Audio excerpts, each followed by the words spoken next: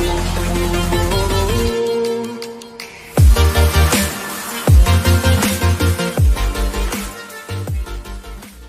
तो भाई आज रे ऑप्टिक्स टॉपिक से मिरर फॉर्मूला डिराइव देखेंगे, डेरिवेशन देखेंगे। और ये डेरिवेशन अलग अलग केस के लिए है। 10th क्लास में हम मिरर फॉर्मूला ऑलरेडी हमको पता था, वैल्यू होता था 1/f is equal to 1/v plus 1/u। इसी फॉर्म में याद करने का हिदायत देता हूं मैं, ताकि इसके थ्रू लेंथ फॉर्मूला जल्दी याद हो जाए। सिर्फ हम प्लस की जगह माइनस लगाओगे तो लेंथ फॉर्मूला आ जाएगा, जो 10th क्लास का। ठीक, तो ये फॉर्मूला डेरिवेशन स्टैंड करने का अभी हमको है यहाँ पर। हो सकता है कि 1 नंबर में 2 नंबर में आपका इसका डेरिवेशन पूछ ले। ठीक है, तो mirror formula is the formula which relates the focal length, object distance and image distance of a mirror with each other. मतलब ये तीनों के बीच में रिलेशन देता है कौन? Mirror formula. यहाँ पर हमने कॉन्केव मिरर का रे डायग्राम बनाया है, जहाँ पर ऑब्जेक्ट कहाँ रखा है?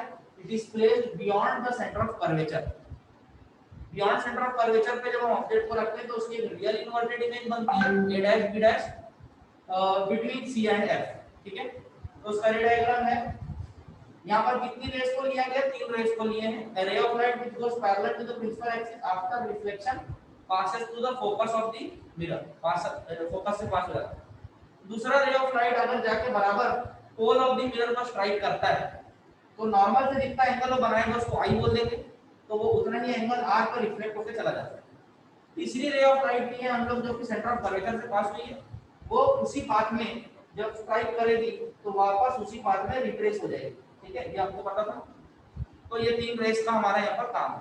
एक कंस्ट्रक्शन हमने किया है यहाँ पर, है ना, Q R which is a perpendicular which is dropped from the point of we can say the point of incidence on the mirror to the normal on the axis। ठीक है, तो नॉर्मल ऑन द एक्सिस पर drop किया। अब 2-3 triangle लेना है और ये देखना है कि प्रूफ करने से आता है या नहीं आता है क्या।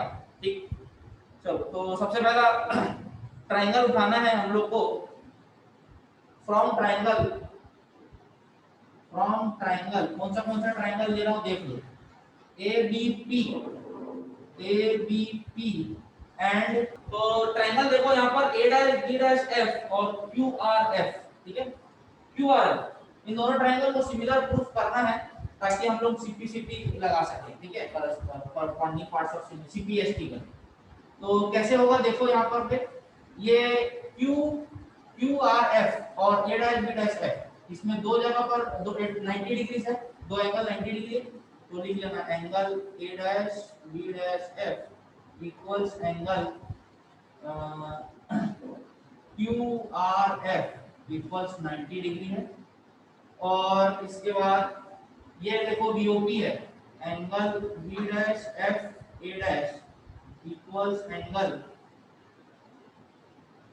QFR इक्वल्स किस कारण से? वर्टिकली अपोजिट एंगल्स, ऐसा है। तो दो एंगल बहुत हो गए, तो क्या हो गए?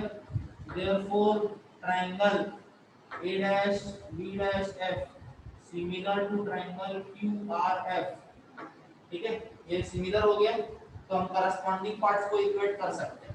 ठीक है, कौन सा करस्पॉन्डिंग पार्ट है देखो, A dash B dash upon QR equals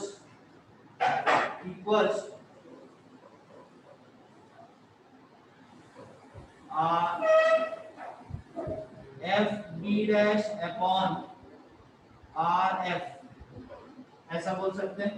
दिख रहा है? ओके, इक्वेशन ले लेना, नहीं इसको मत लेना, एक और कर लेते हैं। देखो ये जो QR है वो क्या है? कंस्ट्रक्शन के कारण हमने एक लाइन ड्रॉप किया है किसके ऊपर? प्रिंसिपल एक्सिस के ऊपर। तो ये कर्वेचर के कारण है, just to prove that it is a triangle. अगर ये नहीं ड्रॉप करते तो ये ट्रायंगल नहीं होता। ठीक है, वो क्या होता है? एक आर्क होता। बट अब क्या होगा देखो, ये Q और R ये प्रैक्टिकली बहुत पास में होते हैं points.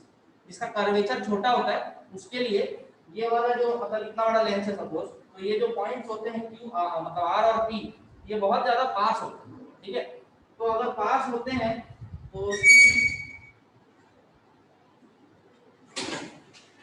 Since point P and R are close, हम लोग क्या कर लेंगे, ये जो R, ये जो आर एफ है उसकी जगह पर क्या लिख सकते हैं, पी एफ लिख सकते हैं। तो A dash B dash upon Q R equals to F B dash upon P F, ऐसा लिख सकते हैं। इसको इक्वेशन 1 ले लो, इसको इक्वेशन 1 ले लो, ठीक है। ये समझ आया क्या किए, ये पॉइंट आर को हटा ही दिए, पी लिख दिए, ठीक। अब दूसरा ट्रायंगल उठाना है, ए डैश बी डैश पी और ए बी पी, ये वाला ए बी पी और A dash B dash P. तो from triangle A B P and A dash B dash P, ये दो चीजें याद रखनी है। कौन सा ट्रायंगल ले रहे हो, अभी ये बड़ा वाला ट्रायंगल ले रहे हैं और एक छोटा वाला ट्रायंगल ले रहे हैं, ठीक है। इसमें भी कैसे कैसे प्रूव कर सकते हो, आई इक्वल टू आर है और दोनों 90 डिग्री है, हो गया प्रूफ, है ना। Angle A B P equals angle A dash B dash P equals 90 degree and angle A P B equals angle A dash P B dash equals कितना, क्यों क्यों, angle I is equal to angle R, angle I equals angle R, ये हो गया। तो similar proof हो गया भाई, ये A B P similar to angle A dash B dash P, और देयरफॉर इसमें भी करस्पॉन्डिंग पार्ट्स को इक्वेट करना है। कौन सा पार्ट है देख लो, ये एफ बी डैश और पी बी, यही होगा, सॉरी एक तो ये पार्ट इक्वेट हो जाएगा, ठीक है। और कौन सा होगा, बीपी और बी डैश पी, ये दोनों इक्वेट हो जाए, तो क्या हो जाएगा, A dash B dash upon A B equals B dash P B dash, suppose से शुरू करके लिख रहा हूं मैं, ठीक है, इक्वल्स अपॉन क्या आएगा, पी बी, ठीक है। इसको इक्वेशन 2 ले लो। अब यहाँ पर देखो दोनों में कॉमन है क्या, A B A dash B dash upon Q R, ये जो इक्वेशन है इसमें क्यू आर की जगह पर मैं ए बी लिख सकता हूँ कि नहीं, देखो क्यू आर और ए बी इक्वल है, ठीक है। तो from one A B equals Q R, दिख रहा है, पुट करेंगे अगर क्यू आर, क्योंकि देखो ये कैसी लाइन है, पैरेलल लाइन है, incident ray which is going parallel to the principal axis. तो ये कितना हो जाएगा भाई, A dash B dash upon, तो भाई इक्वेट कर दो डायरेक्टली, अब कुछ मत करो, है ना। क्या क्या बच रहा है, एक ये पार्ट है और ये पार्ट है, तो F B dash upon P F equals P B dash upon P B, ये दिख रहा है, सिंस करके यहाँ पर डाल देना,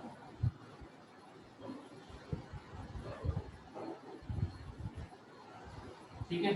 तब हम इसको इक्वेट कर पाएंगे। तो क्या है यहाँ पर देखो ए बी है, ए बी किसके बराबर है, क्यू आर के बराबर है, ठीक है। आगे अब देखो इसकी वैल्यूज रखते हैं और उसके बाद फिर प्रोसीजर को सॉल्व करेंगे तो आ जाएगा। एफ बी डैश क्या है, देखो एफ बी डैश, पी से लेके एफ क्या है, एफ है ना, और पी से लेके बी डैश क्या है, बी है। तो मैं इसको क्या लिख सकता हूँ, ओ बी डैश को लिख सकता हूँ बी माइनस एफ लिख सकता हूँ, ठीक है, बी माइनस एफ लिख सकता हूँ। अब देखो यहाँ पर ना साइन कन्वेंशन के साथ रखना है, विद साइन कन्वेंशन। तो v इसके लिए f v और u सब नेगेटिव है, नेगेटिव डालो, माइनस v माइनस क्या आएगा, माइनस f, ठीक है, ये चीज याद रखें। अपॉन pf क्या है भैया, फोकल लेंथ ही है, ये भी माइनस में आएगा, ठीक है। इक्वल्स pb डैश क्या है, pb डैश क्या है, v है, और pb कितना है भाई, u है, तो कितना हो जाएगा, minus b by minus u, ठीक है। जो जो बच रहा है करेक्ट करो, तो ये तो कैंसिल आउट हो जाएगा। अब मल्टीप्लाई करके देखते हैं बच क्या रहा है,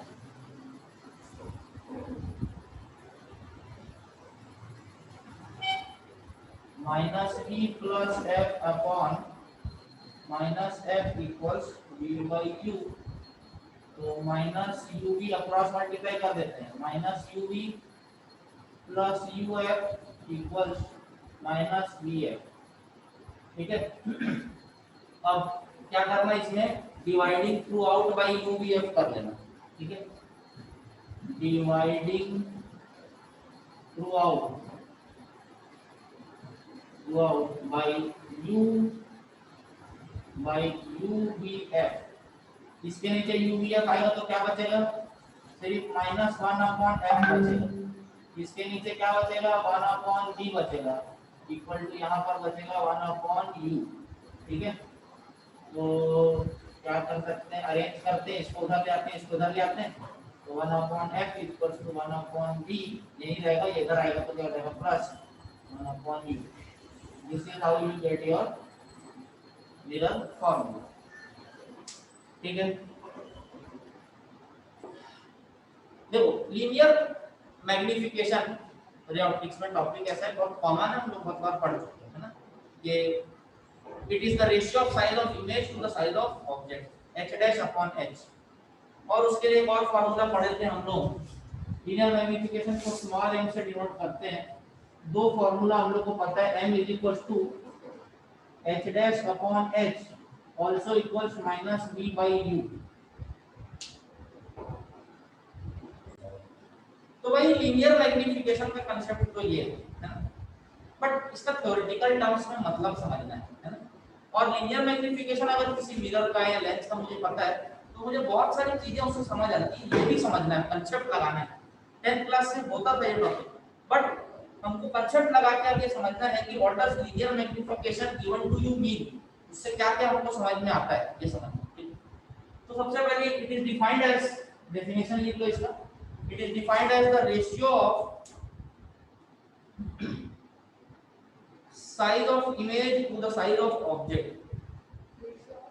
size of image to the size of object, है ना, minus v by u L upon H.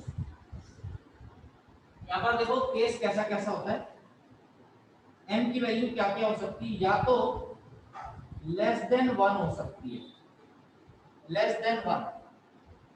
Less than 1 मतलब देखो ये फ्रैक्शन में l डैश अपॉन h की वैल्यू को भूल जाओ कि l dash upon h size of image upon size of object. Fraction की वैल्यू 1 से छोटी कब आएगी, जब न्यूमरेटर छोटा है डिनोमिनेटर बड़ा है। न्यूमरेटर क्या है, साइज ऑफ द इमेज, और डिनोमिनेटर क्या है, साइज ऑफ द ऑब्जेक्ट। तो फ्रैक्शन का वैल्यू m से छोटा है, मतलब मैग्निफिकेशन दिया हुआ है लेस देन 1, मतलब 1/2 1/3 कुछ भी वैल्यू दिया हुआ है। अभी साइन की बात नहीं कर रहे, तो भाई क्या है, इमेज छोटा है ऑब्जेक्ट बड़ा है, ये चीज समझ में आ जाएगी। ठीक है, मतलब my image form is smaller than the object. ठीक है, तो इसका मतलब क्या हो गया, h dash less than h। Second case, m जो है इक्वल टू अगर 1 होता है, मतलब न्यूमरेटर डिनोमिनेटर इक्वल है, इसका मतलब क्या, h डैश इक्वल्स h है, size of image size of object equal है। ऐसा कौन से केस में होता है, सिर्फ और सिर्फ एक केस में होता है, जब ऑब्जेक्ट रखा होता है कहां पर, सेंटर ऑफ कर्वेचर पर। सेंटर ऑफ कर्वेचर पर रखते हैं तो बराबर रियल इनवर्टेड इमेज दिखता है, साइन नेगेटिव में आती है m की। थर्ड, m लेस देन 1 हो सकता है। लेस देन 1 का मतलब क्या, h dash greater than h। इसका मतलब इमेज जो है, सॉरी ग्रेटर देन 1 है, m ग्रेटर देन 1 है, तो इमेज जो है ऑब्जेक्ट से बड़ा है, m लार्ज, तो ये मैग्नीफाइड इमेज फॉर्म होगा, ये बोल सकते हैं। अब इसके बाद m की वैल्यू अगर if m equals negative, negative का मतलब क्या है, अगर मैंने किसी को मिरर का मैग्निफिकेशन नेगेटिव दिया, उसका मतलब क्या होगा। अब ये सब बोल रहे साइज के हिसाब से नहीं होता, negative and positive only shows to us what type of image is form, इतना बस पता है।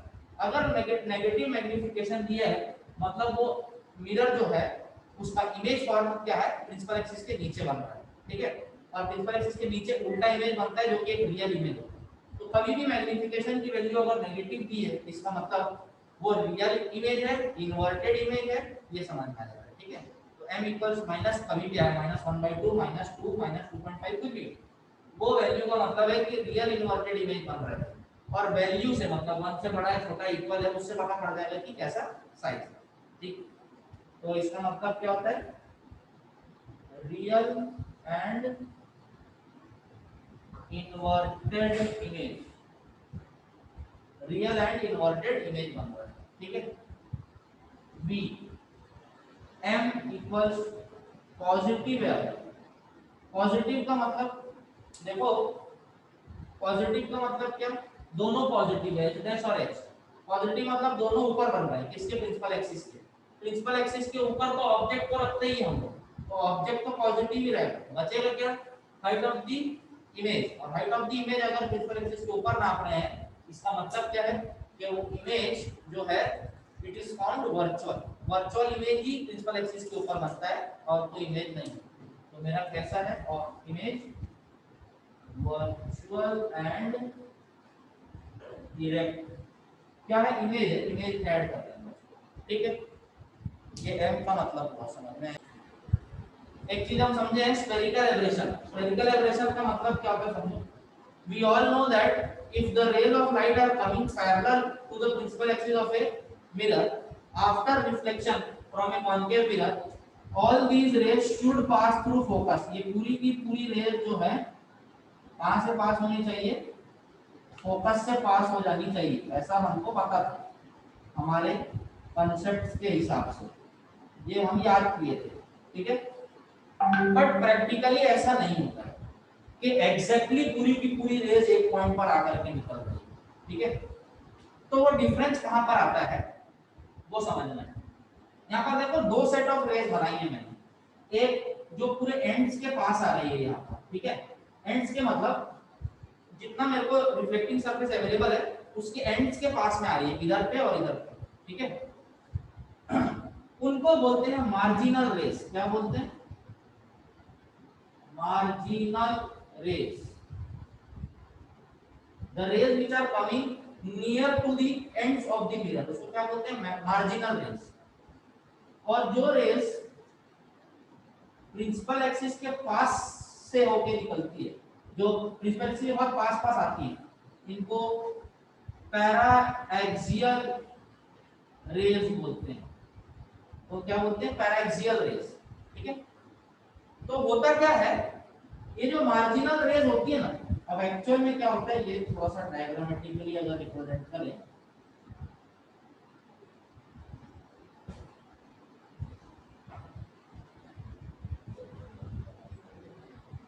the mirror is not able to meet the marginal and paraxial rays all at the same point।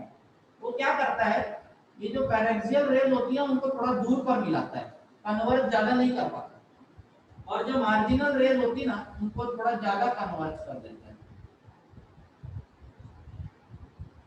ठीक है, ऐसा this phenomenon causes the image found at the focus to be blurred। Sharp image नहीं बनती क्योंकि sharp raise पूरी की पूरी एक पॉइंट पर आके नहीं मिलती।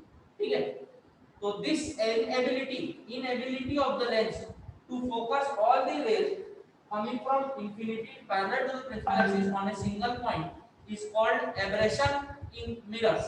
किसमें बोलते हैं उसको, मिरर। ठीक है, समझ नहीं, उसको क्या बोलते हैं, स्फेरिकल एबरेशन इन मिरर। तथा स्वरूप क्या होता है कि हमारा इमेज शार्प नहीं बनता। ठीक है, समझ नहीं बात। अब इसको रिमूव कैसे करते हैं, how do you overcome this fault. Overcome करने के लिए स्फेरिकल मिरर्स जहां पर भी यूज करने हैं उससे ज्यादा अच्छा प्रीफर करते हैं पैराबोलिक मिरर्स को यूज करना। मतलब आपके जो हेडलाइट होती है ना, उसमें हम बोलते हैं ना कॉन्केव मिरर लगा होता है, एक्चुअल में वो पैराबोलिक शेप का बनता है। तो क्या होता है, उससे स्फेरिकल एबरेशन काफी हद तक कम हो जाता है।